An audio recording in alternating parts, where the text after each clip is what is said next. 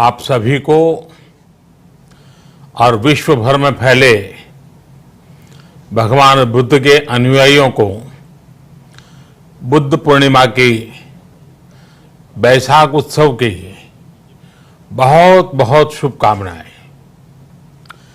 ये मेरा सौभाग्य है कि मुझे पहले भी इस पवित्र दिन पर आपसे मिलने, आप सभी से आशीर्वाद लेने का अवसर मिलता रहा है। 2015 और 2018 में दिल्ली में और साल 2017 में कोलंबो में मुझे इस कार्यक्रम से जुड़ने का, आपके बीच आने का मौका मिला था। हाँ, इस बार परिस्थितियां ही कुछ और हैं, इसलिए आमने सामने आकर के आपसे मुलाकात नहीं हो पा रही। साथियों, भगवान बुद्ध का वचन है, मनोपुब्बम गमा धम्मा, मनोसेट्टा मनोमया, यानी धम्म मन से ही होता है, मन ही प्रधान है, सारी प्रवृत्तियों का अगुवा है। इसलिए आपका और मेरा मन का जो जुड़ाव है, उसके कारण सशरीर उपस्थिति की कभी उतनी महसूस नहीं होती। आपके बीच आना बहुत खुशी की बात होती, लेकिन अभी हालात हमें वो परमिट नहीं करते हैं और इसलिए दूर से ही टेक्नोलॉजी के माध्यम से आपने मुझे अपनी बात रखने का अवसर दिया। इससे बढ़कर के संतोष और क्या हो सकता है। साथियों, लॉकडाउन की इस विकट परिस्थितियों में भी वर्चुअल बैसाख बुद्ध पूर्णिमा दिवस समारोह, इसके इस आयोजन के लिए अंतर्राष्ट्रीय बौद्ध संघ प्रशंसा के पात्र है।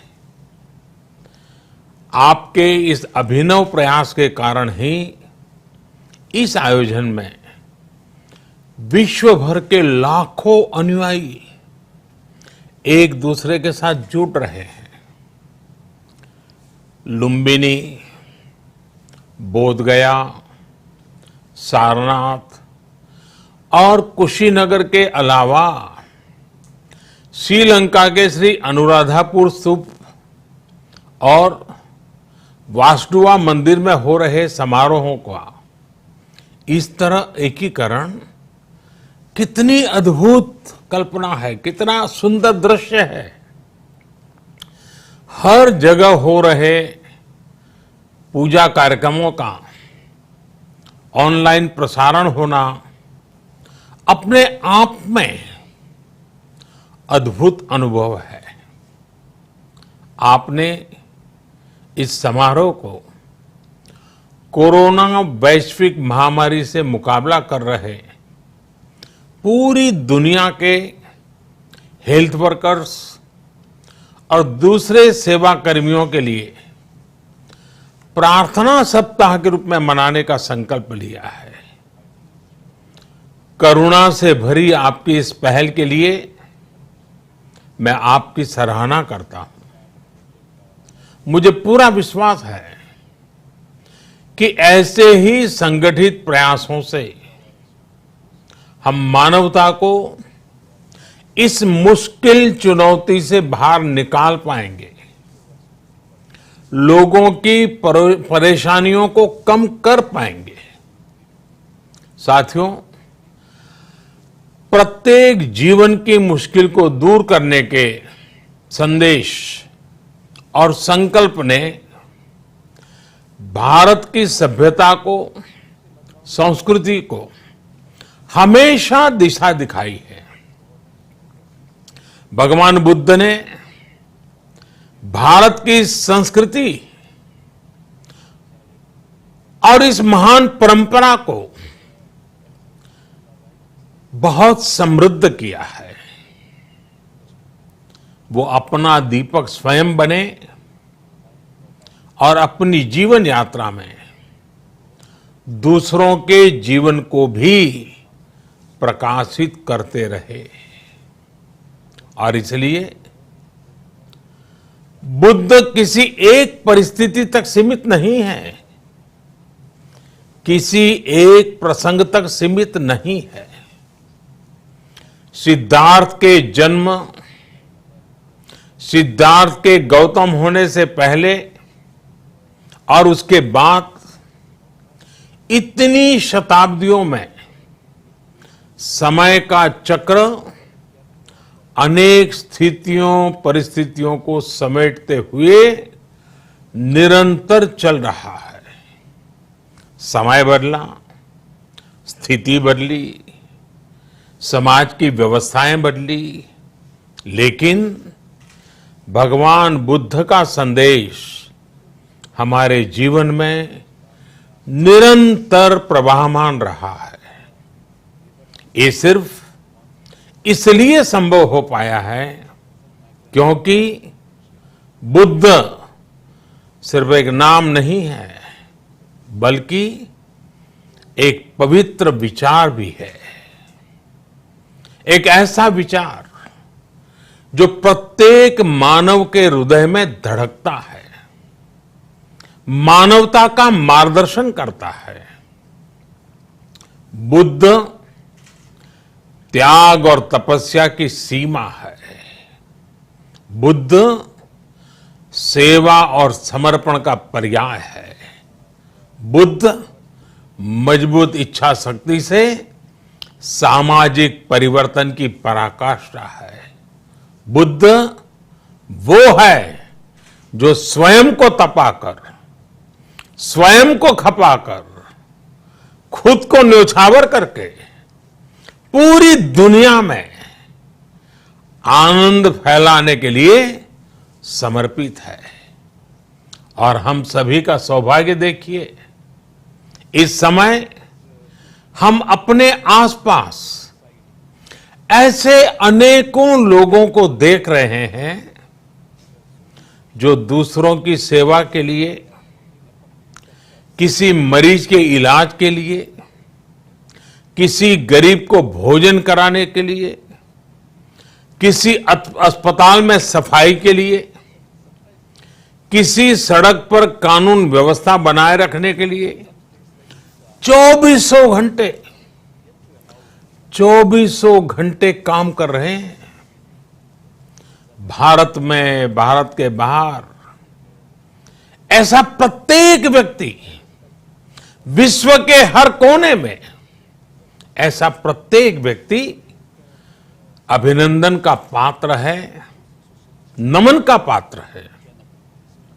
साथियों, ऐसे समय में जब दुनिया में उथल पुथल है, कई बार दुख, निराशा, हताशा का भाव बहुत ज्यादा दिखता है, तब भगवान बुद्ध की सीख और भी प्रासंगिक हो जाती है।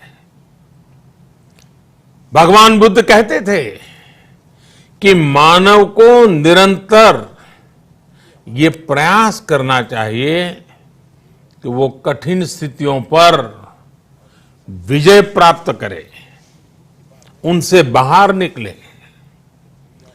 थक कर रुक जाना ये विकल्प नहीं हो सकता। आज हम सब भी एक कठिन परिस्थिति से निकलने के लिए निरंतर जुटे हुए हैं, साथ मिलकर काम कर रहे हैं। भगवान बुद्ध के बताए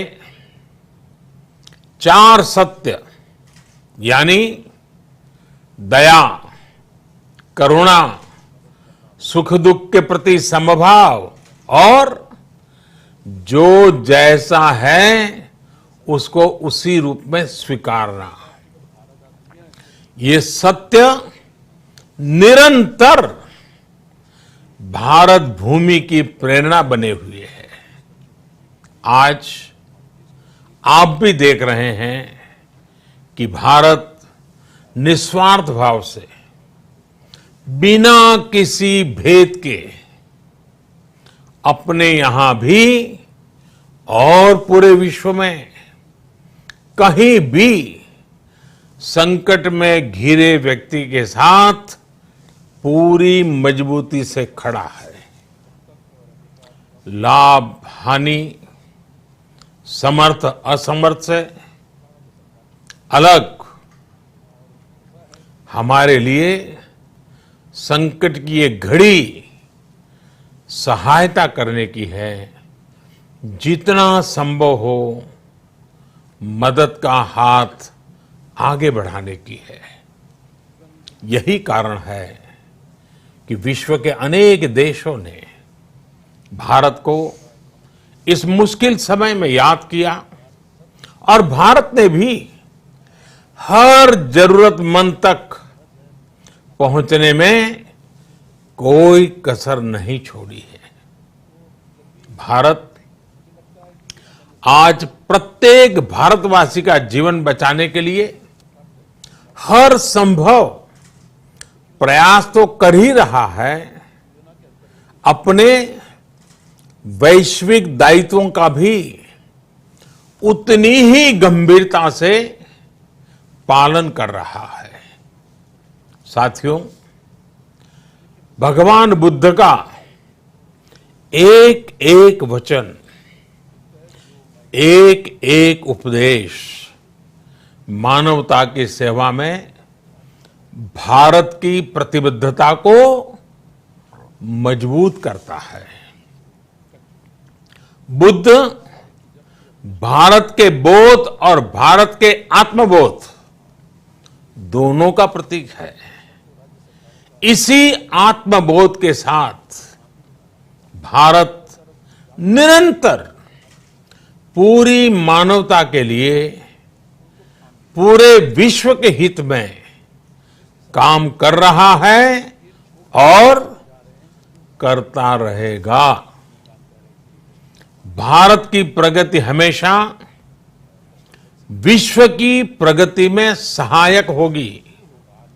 साथियों, हमारी सफलता के पैमाने और लक्ष्य दोनों समय के साथ बदलते रहते हैं, लेकिन जो बात हमें हमेशा ध्यान रखनी है वो ये कि हमारा काम निरंतर सेवा भाव से ही होना चाहिए। जब दूसरे के लिए करुणा हो, संवेदना हो और सेवा का भाव हो तो ये भावनाएं हमें इतना मजबूत कर देती हैं कि बड़ी से बड़ी चुनौती से आप पार पा सकते हैं। सुप्पबुद्धम पबुज्जन्ति सदा गौतम सावका, यानी जो दिन रात हर समय मानवता की सेवा में जुटे रहते हैं वही बुद्ध के सच्चे अनुयायी हैं। यही भाव हमारे जीवन को प्रकाशमान करता रहे, गतिमान करता रहे। इसी कामना के साथ आप सभी का बहुत बहुत आभार। इस मुश्किल परिस्थिति में आप अपना, अपने परिवार का, जिस भी देश में आप हैं वहां का ध्यान रखें, अपनी रक्षा करें और यथासंभव दूसरों की भी मदद करें। सबका स्वास्थ्य उत्तम रहे, इसी मंगल कामना के साथ मैं मेरी वाणी को विराम देता हूं। धन्यवाद। सर्वमंगलम।